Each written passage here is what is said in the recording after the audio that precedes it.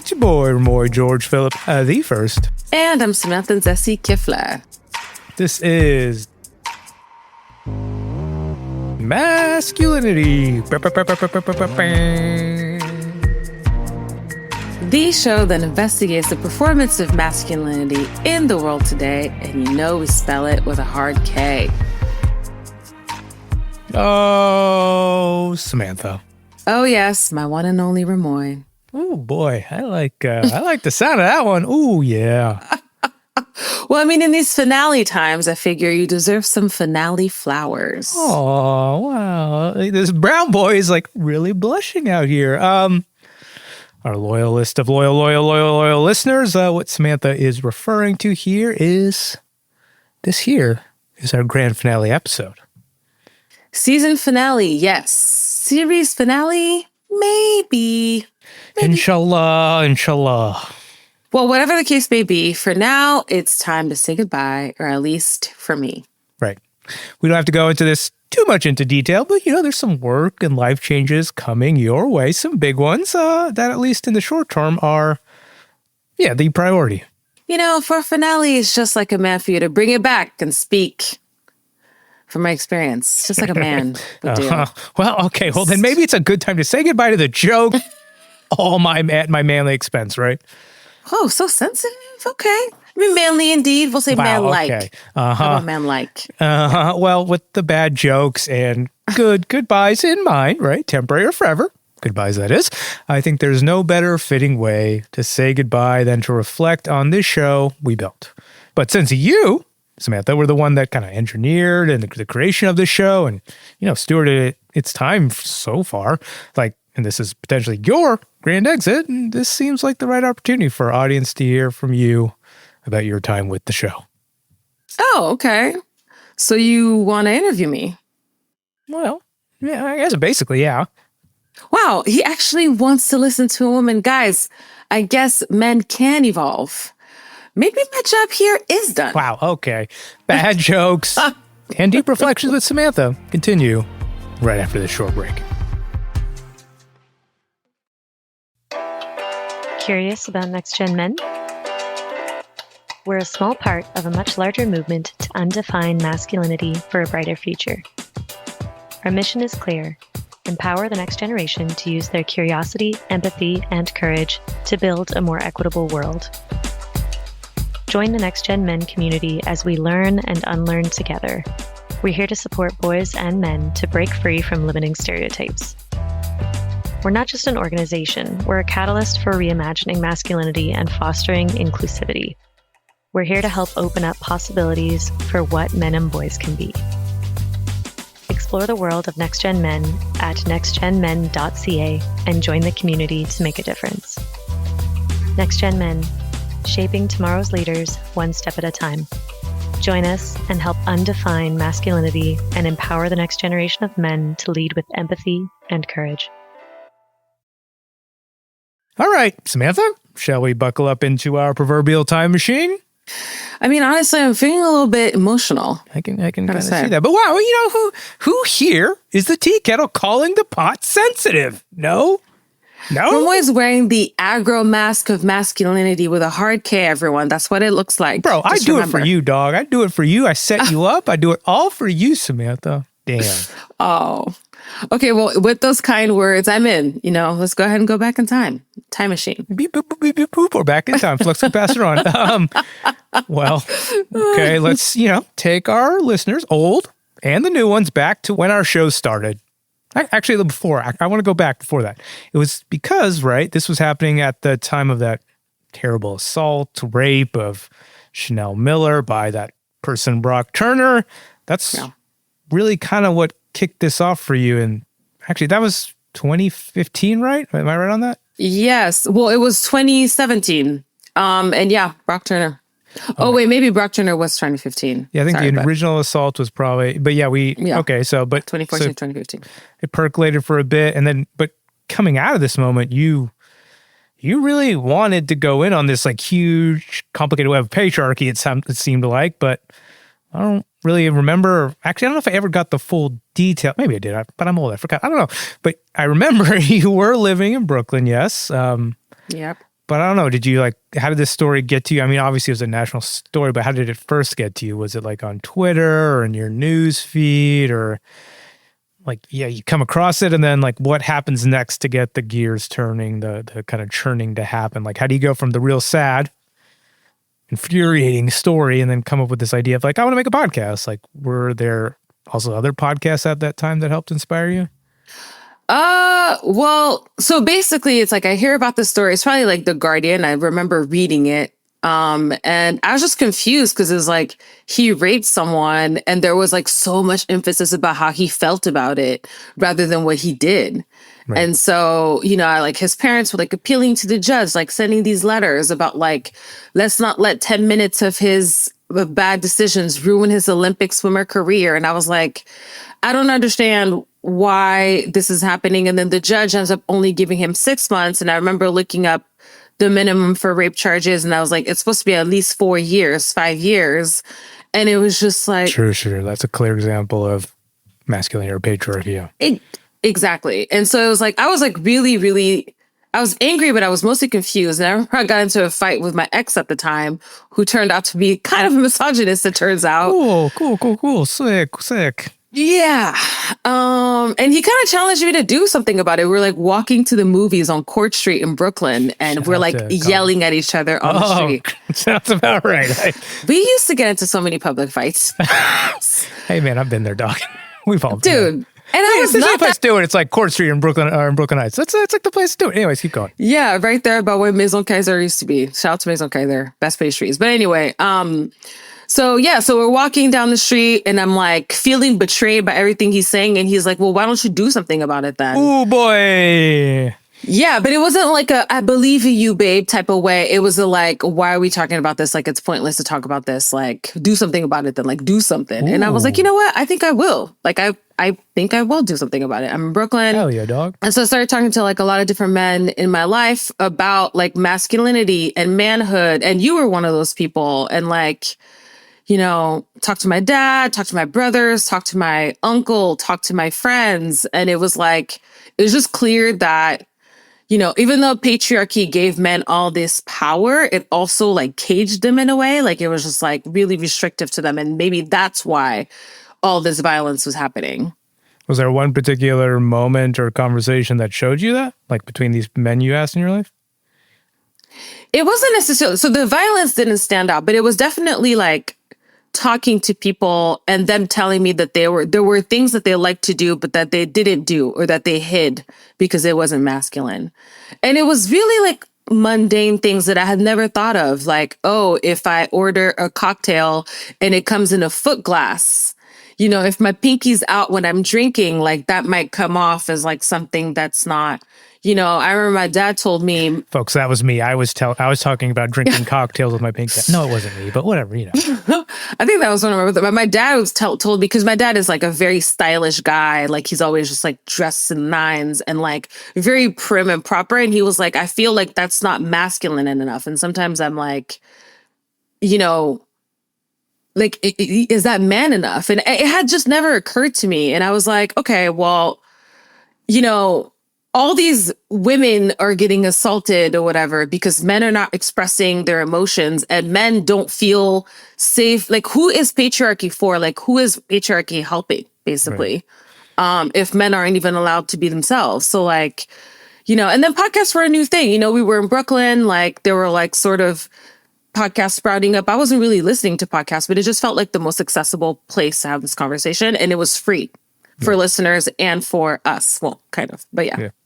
Yeah, it sounds like a real light bulb moment. It sounds like you were having some real discoveries there. Like, how long had we known each other at that point? Like, it had been a while. I remember, like, we met working at the Apple store a long time ago now. Yeah, so long ago. Well, I think I asked you about this when I had stopped working there. So it had to be at least a few years, probably at least 2 years, if not more. Yeah. Like, so this was probably 2016-ish. Like the show kicked off 2017-ish. We started probably having the first conversation 2016. We probably met 2010. So it was probably like 6 years by that point, I think. Oh my God. Yeah, we did meet 2010 because that's when I moved to New York. Oh my God.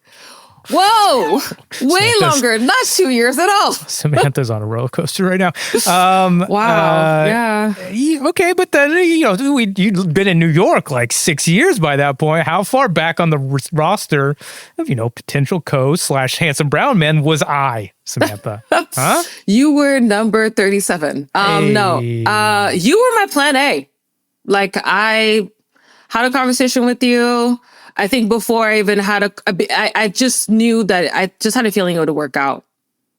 Like, I just knew that you were going to be thoughtful about the conversation and that you cared and that you just had a sensibility about like being reflective about those kinds of things. And so, yeah, you were my plan A. I didn't have any other considerations.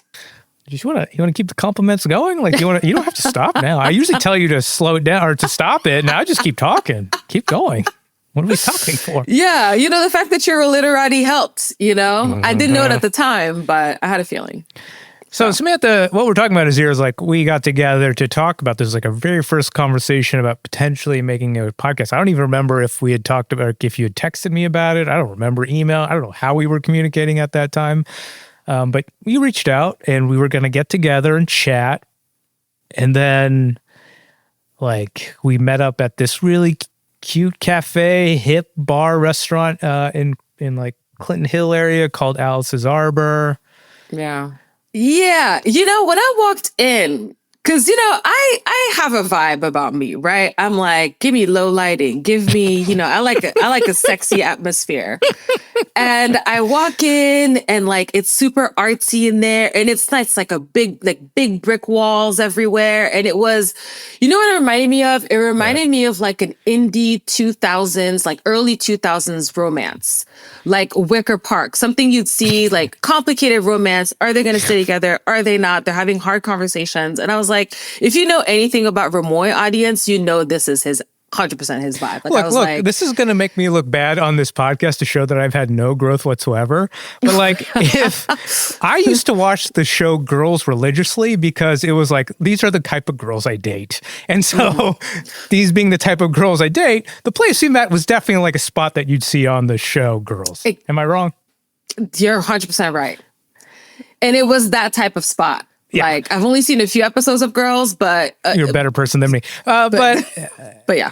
Well, Girls was funny. It was definitely like we were taking this seriously, or you were taking this seriously, and obviously coming out of the Chanel Miller, Brock Turner story, it warranted being taken seriously. And what was happening in this moment in American history and culture, and a lot of global patriarchal history and feminist movements was a big moment. Yeah. But it definitely like kind of was like an interview. You were like asking me real questions, like a job interview, almost like, I don't know. I want to know why, or like, why were you so invested, and what were you hoping to accomplish by just talking with me that day? Yeah. I think for me, it was like, there was so much, I had so many questions. Like, it was like you were genuinely curious. Yeah. Like, it was like, I had just stumbled into this thing of like, you know people your whole lives, you live your whole life. And it was like, sort of people, I've heard this analogy before where you like open your fridge and all of a sudden you see the Grand Canyon in there where there had been like mayo and like fucking whatever. And I was like, what is going on? And for me, it was like, I figured there had to be people who were wondering the same thing. Most importantly, I figured that people were impacted. I mean, we were all impacted by it, but a lot of us probably didn't have the language to talk about it. And sure.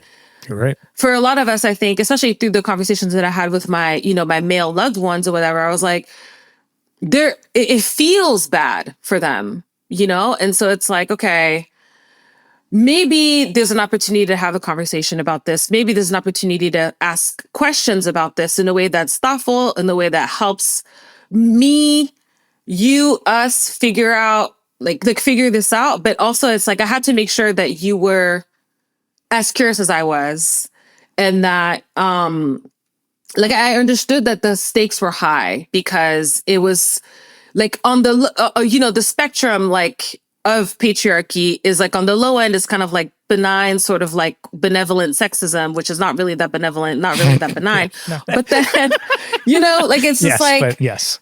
Yeah. And then on the other end is like violence, right? Violence toward the self, violence toward others. So I was like, I had to I knew you were curious about it. And for me, one of the main things is like the Brock Turner story is something that that was definitely like the inciting incident. But like one of the other things that I had found out around that time was that like trans women were being harmed so much. Sure. And, I've never been a phobic person, even when I was a Christian, but like Black trans women at the time, there was like the stat going around that their life expectancy was 36.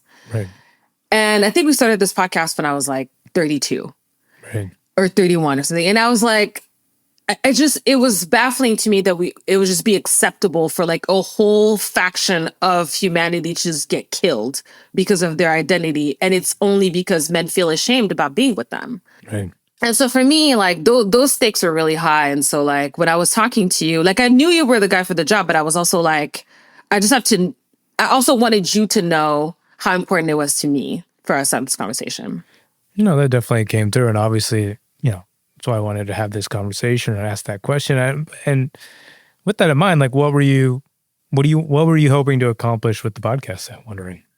I mean, honestly, the first thing was just like calling stuff out. It's like, this shit is rampant. It just spreads through every area of your life, patriarchy, but also like the impacts of patriarchy being so negative are just so widespread. And so for me, it was like going through different areas of life, whether it was like how we always say, like whether it's sports, whether it's movies, whether it's politics, whether it's business, like all these areas of life that impact us so much, I think that we hold dear, like just calling out like how those expectations of gender, the way that we suppress ourselves to meet these gendered expectations, like just calling that out.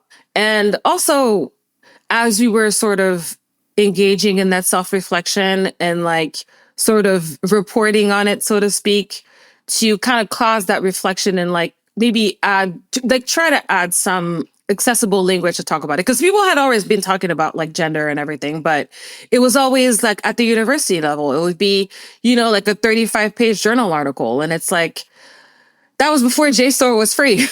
So like, it was just like a way to just have a conversation about something that impacts us so much and be able to have an opening for that, I guess. Yeah. Was there a thing that you wanted listeners to take away from each episode? Was there like kind of like a North Star for you for that? The main thing was reflect, like I was saying, like just reflect on their own experience. But the other thing was empathy. Like, I think for who? To be honest, first thing was for women, because I mean, I'm not going to lie. Like when we started the conversation, I developed a lot of empathy for men in spite of all the violence and stuff. But I also was like, as we're developing more and more compassion for men and understanding them as people with feelings, that we also understand like the impact that it has on the people around them and reflect on that in our own lives, in our own families, in our own communities. Yeah. I'm wondering like, the show's evolved over the years, and does that mean your desire, that desire has changed? Because again, the times have changed a lot since we first started. Sure, in some ways for the better. I think so. There's been progress around patriarchy. In other ways, definitely for the worse, right? Yeah, I mean, I have to check myself on this a lot because I get angry, like this conversation a lot of times for me is like about a compassion and accountability existing in the same space, and let's understand and let's converse and, talk to each other. But also the way that I feel now is like there is a lot more conversation around masculinity, and I want men to take that seriously. I wanted them to take their healing seriously. I want them to reflect and evolve and do their work, right? Because one thing, and like I hope that it doesn't come across like unkindly to say this, but I'm like 40 now, I'm married now, I have a lot of friends who are in relationships with men, and there is a lot of emotional labor and a lot of mental labor that we have to do because men aren't like having this conversation with each other, and men aren't showing up for each other in the way that, I believe that women are showing up for each other or showing up for men even. So like with compassion, 100%, and with empathy, understanding that it's a difficult thing. You know, we've talked about it at length on the show, but being willing to think and reflect on this conversation, I think is paramount. And I feel like will only make everything better for themselves and for everyone around them. Yeah, you said as we were starting this conversation, you talked about being surprised about when you were talking with the people close to you, what you were discovering. What's one thing over, the show's kind of run that's like really surprised you at how deeply entrenched this all is? This is not going to be surprising to anyone but me because I'm an emotionally stubborn person. But no. No. No way. Honestly, I think for me, the thing that was the most surprising, which actually happened like last season, I was talking to Trevor and... Who's Trevor? Trevor, I almost said Trevor Noah. Sick. Trevor from Next Gen Men, who does a lot of work with like businessmen, but also does a lot of work with organizations about men in the workplace and how masculinity can impact folks in just different institutionalized settings. And one of the things that he said was, being able to give men an off-ramp that they can recognize is key, because you can have initiatives that are specifically tailored for men.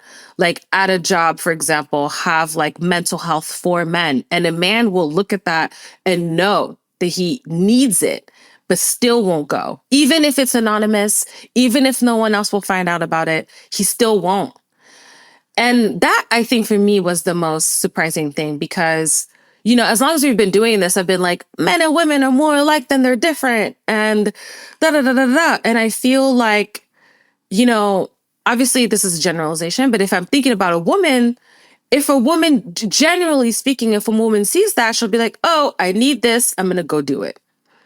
With dudes, there's like a whole other sort of like masculinity with a hard K thing that he has to kind of like deal with within himself before it's even possible for him to consider that, even if he knows logically that he needs it.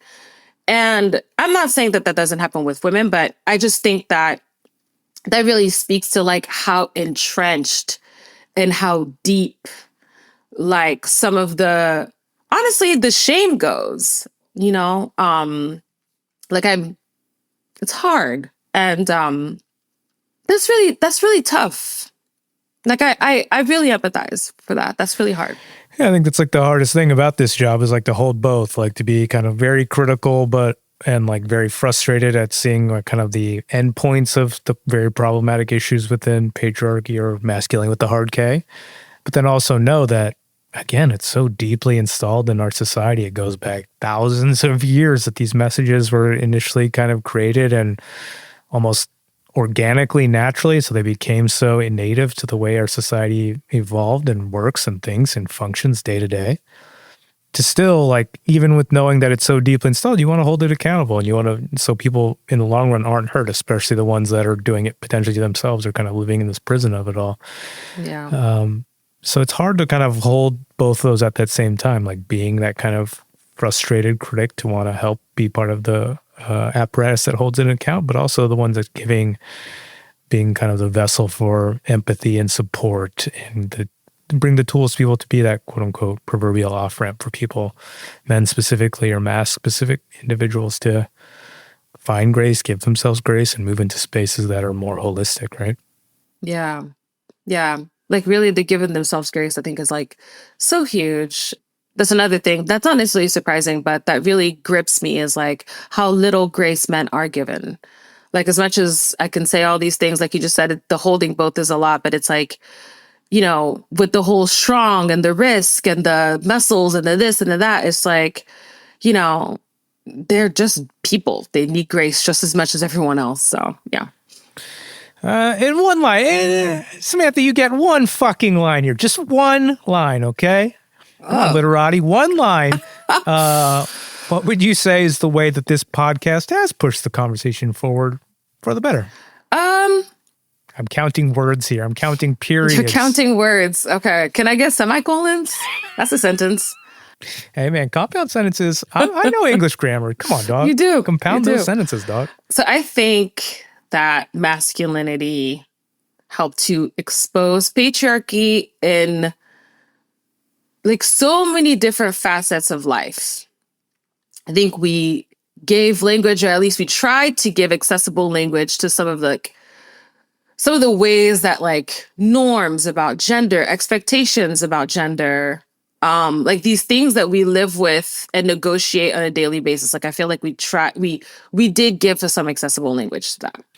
Okay, well, let's say this is your final episode. Just saying, we're not saying it is, we're just saying potentially. What's the one thing that makes you, maybe the most sad about leaving? Oh, well, you obviously. Maybe not. Maybe that's not obvious. Maybe that's not obvious. But yeah, I mean, I'll miss this tremendously. I'll miss us having these conversations. Like, even the times when I'm like, oh, Remoy wants me to rewrite this thing. Oh, I suck at this. Like, I'll miss the challenge of, showing up and like being thoughtful about telling these stories with you, because you challenged me to be better.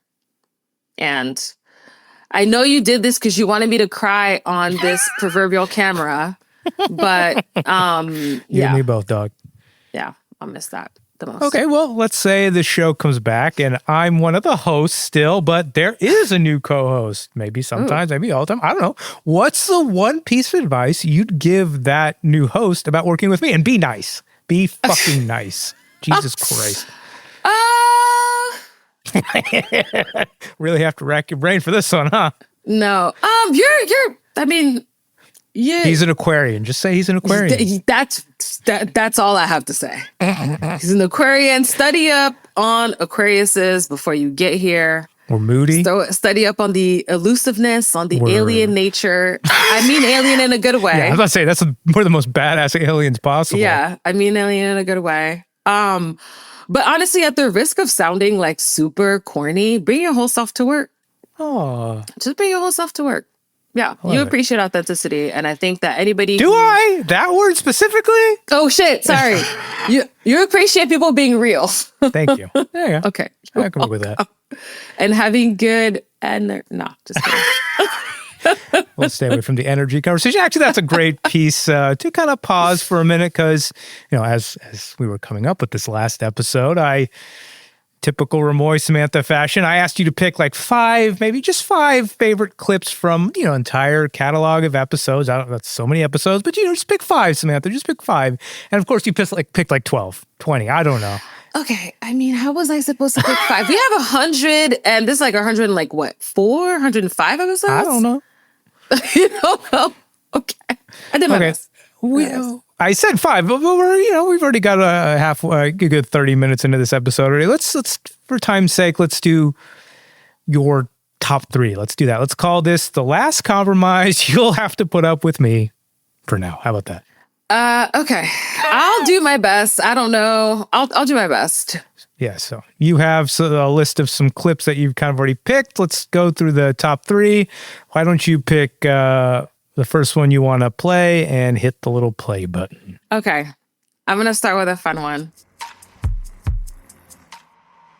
So does Phil have his mask on or off? I mean, both. Like, what works for Phil Dunphy is he's always the butt of the joke and is willing to be vulnerable whether he knows it or not, and like show just show who he is, all of who he is, like trying to be a survivalist, pretend to be a little bit more macho than he actually is. So he has the mask on in that portion, but then towards the end, as it all kind of falls off in typical hilarious Phil Dunphy fashion, mask off. And it's interesting because I feel like a lot of Phil's character is based in trying to like appeal to Ed in some ways, or Jay. Thank you, Jay, in this. And so like, shout out to Phil Dunphy because I feel like he is a character who really embodies that struggle of vulnerability in one's masculinity, but then also feeling like you consistently have to prove it. Just like a brilliant way that comedy allows us to explore that. Yeah, so it's pretty apt that you pick a TV episode because we are TV heads here. But just for the audience's sake, why were we well, we're talking TV, we're talking Modern Family. In this particular one, we're talking about Phil Dunphy, you know, the male father figure, the primary male father figure in that. But why were we talking about it, or like what was the context of the larger episode?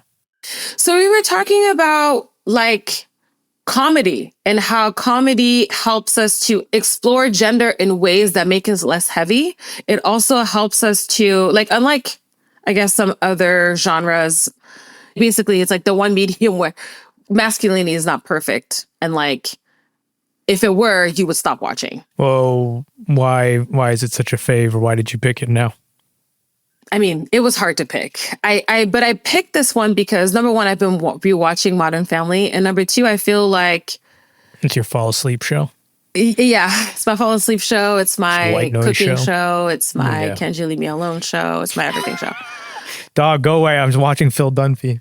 Julie Bowen. Oh, what a babe. Anyway. She's badass.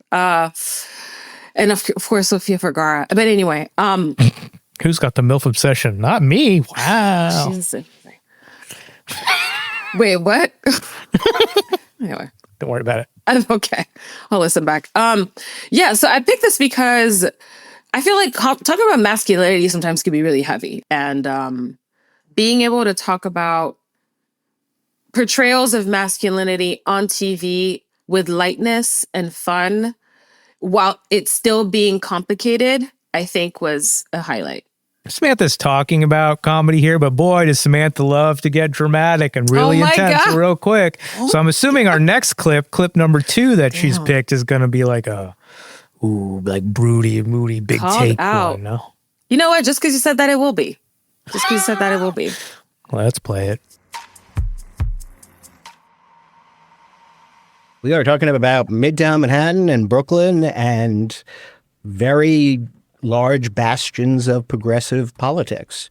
People are terrified of talking about sex and their teens learning about it because of very false assumptions that if provided with information, they'll go use and that. make babies. You got it. Yeah, and when sex ed, now more and more we talk a lot more about consent, about power and privilege. There's a lot of like cis white boys.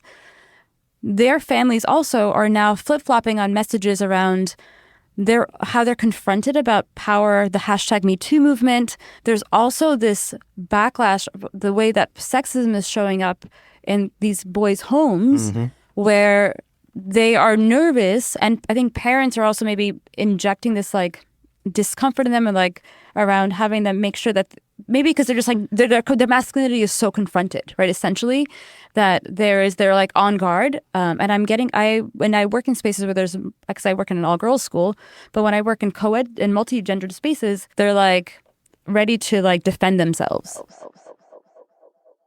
So at first when you started playing that, I was like, I have no idea. I don't remember this at all. I have no idea who this guy is talking.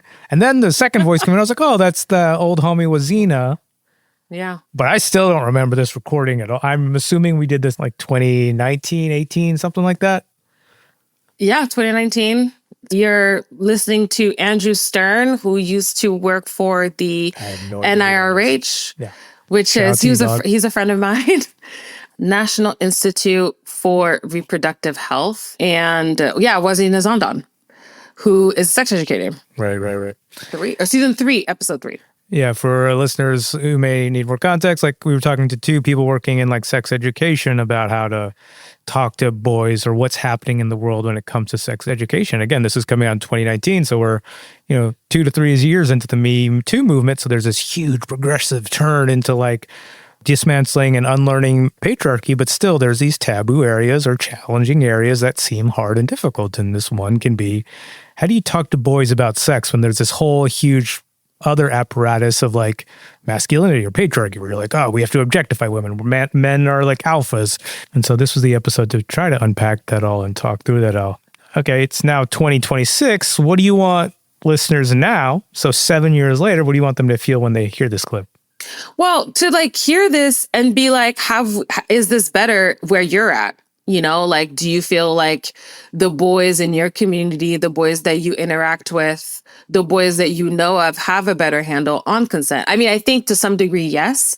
But the other thing that, you know, Andy was saying here is that, you know, there's this notion that when we're in liberal areas or whatever, that people just know about sex. And it's like, that's not true. Liberal areas, conservative areas, like adults sometimes don't have a handle on sex. So you can believe that the kids in your area don't really have a handle on it. And boys are not getting that conversation. People rely on girls to be the responsible ones. So like, what can we do to make this better for the boys who are growing up around us? No, that makes sense. All right, let's do like one last one. Do your boy Remoy a solid, man. Make him look good here. Your final present to me, no? Okay. Yeah, I know. There's plenty of those in the ones you picked. Plenty of options to choose from. That make you look good?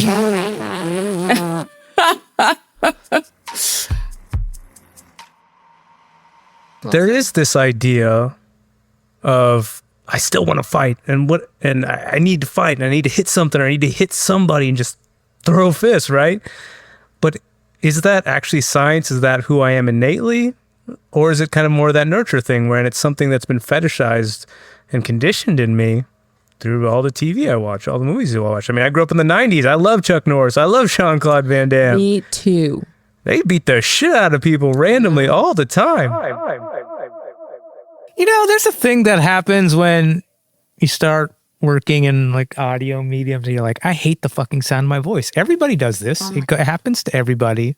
I've been doing it long enough now in so many mediums that I'm like, I'm a fucking egotist. I'm the best at this ever. But then you play something like that and I'm like, shut the fuck up, Remoy. Stop talking. Fix your voice. Because that was a long time ago. This was from when we're talking about? I think it was like... This is our like third episode ever. So this is in September 2017. Chuck Norris? What are you, trying to out yourself as an idiot? Come on. Oh my God. Come on. I was right there with you. I love Jean-Claude Van Damme and Chuck Norris. Oh boy, used to watch the shit out of Walker, Texas Ranger. Like also, you're from Texas. I think you're allowed. But anyway.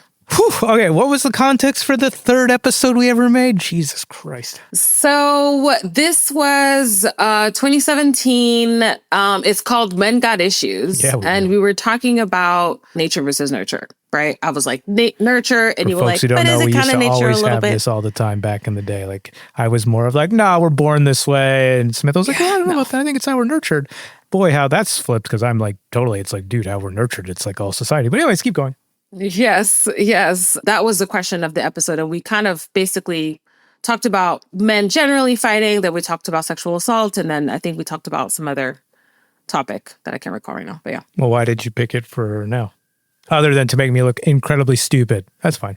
No, well, actually, I picked it because I wanted to know if you had been in a fight by now, or if you still feel like it's in your innate nature to fight, which I think you just answered that question. No, we've all been conditioned to that. No. I mean, maybe there's some, but I don't know. I think it's mostly just drawn out of us, out of like this crazy world we live in that tells men that they have to be that way. Yes, I agree. I agreed then. I agree now.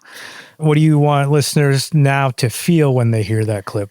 I want them to feel the nurture of it all.